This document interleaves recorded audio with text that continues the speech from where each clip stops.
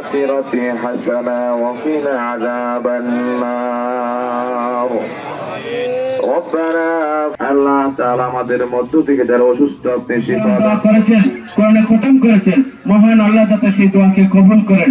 আমাদের মাঝে যাতে আমাদের নেত্রী মা বেগম খালেদা জিয়াকে সুস্থ শরীরে নেক হায়াত দিয়ে আমাদের মাঝে মহান আল্লাহ ফেরত দেন এবং আমাদের মাঝে যাতে আমাদের এই দেশবাসীকে সেবা দিতে পারেন সেই লক্ষ্যে সকলের কাছে দোয়া চাই।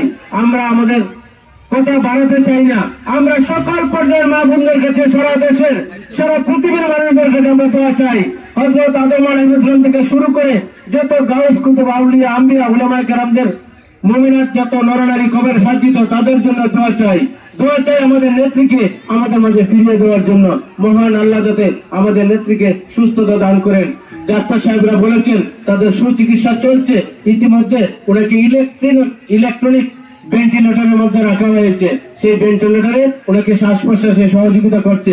উনি একটু আরোগ্যের দিকে, আমরা চাই তারপরে আপনাদের দোয়ার মাধ্যমে যাতে মহান আল্লাহ কবুল করেন, মহান আল্লাহ যাতে সুস্থতা দান করে এমন প্রত্যয় ব্যক্ত করে উপস্থিত সকলের কাছে যাতে এখন এবং সকল নামাজের পরে সবাই দোয়া করবেন এমন প্রত্যয় ব্যক্ত করে উপস্থিত সকলকে ধন্যবাদ জানিয়ে আমি আমার বক্তব্য শেষ করছি। الرحمن بالغيب فبشره بمغفرة وأجر كريم যারা দৈনিক তাহাজ্জুদের নামাজ আদায় করেন, কোরআন তেলাওয়াত করেন, আয় আল্লাহ তাআলা যার হাত পছন্দ হয় তার হাতের উসিলা করে মুমিন মুমিনাত মুসলিম মুসলিমাত কবরে শহীদ আল্লাহ সবাইকে মাফ ফরমাও। আমরা শ্বশুর শাশুড়ি উস্তাদ বাসায় বন্ধু বান্ধব আপনজন সবাইকে মাফ ফরমাও রব্বুল আলামিন। আল্লাহ এর নিচে বসে দোয়া করতেছি, আল্লাহ তাহাজ্জুদের নামাজ আদায় করেন, কোরআন তেলাওয়াত করেন, আয় আল্লাহ রেখো আমাদেরকে পানিতে ফালাইয়া মারিয়েন না।